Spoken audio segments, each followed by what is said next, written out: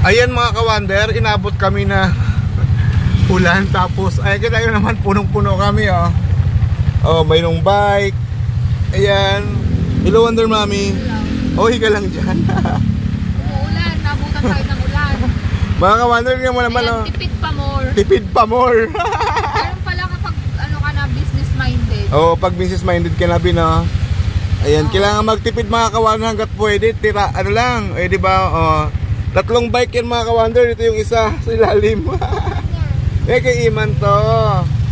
Pakabuti dito sa gilid mga ka-wonder. Ayan yung ating ladder na binili. Pero nakapag-drive pa naman ako. Sakto lang naman sa Manibela. Hindi naman disturbo yung Manibela. Pero sikip lang kami. Ayan mga ka-wonder, kasi diba bumili kami ng isa-surprise namin sa mga Wonder Kids.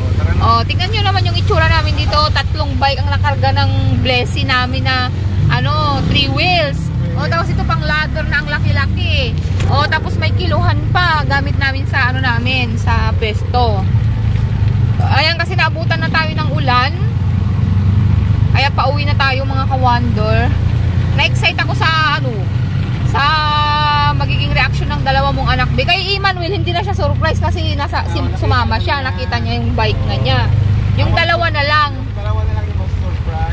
Oo. Ano kayo magiging reaction nila no? Kasi nag-iyak-iyak pa yon nung kagabi. Kasi sabi ko kasi mga ka-wonder, wag silang bumili ng bike kasi dami naming pagkagastusan. Eh yun, nag-iyak-iyakan sila kagabi. Tapos kanina naman, ayaw sumama. Kasi nangako ka kasi. Kaya nga. Kaya mahirap mangako. Kaya lesson learned mga ka-wonder. Mahirap din mangako kasi tinatandaan nila.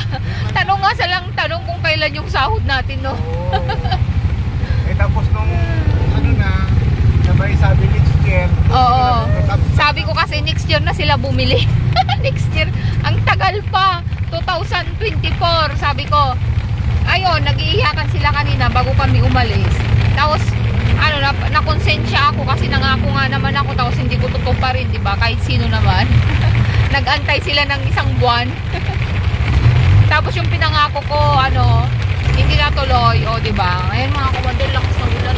Lakas tayo. Wonder Daddy. Tipid tips to kasi kapag nag-arkila kami ng tricycle, 500. Diba? Nagawa ng paraan ni Wonder Daddy. Ang galing niyang mindset ba? Mindset. Mindset lang. Lakas na ulan pero. Lakas ang pagkatulo. Diba mga ka-wonder? Ayan. Pauwi na tayo. Ayan, maraming salamat sa panunood. At abangan nyo mga ka-wonder ang grand opening natin sa Agno Public Market. Grabe, ang dami nating pa-promo. Ayan.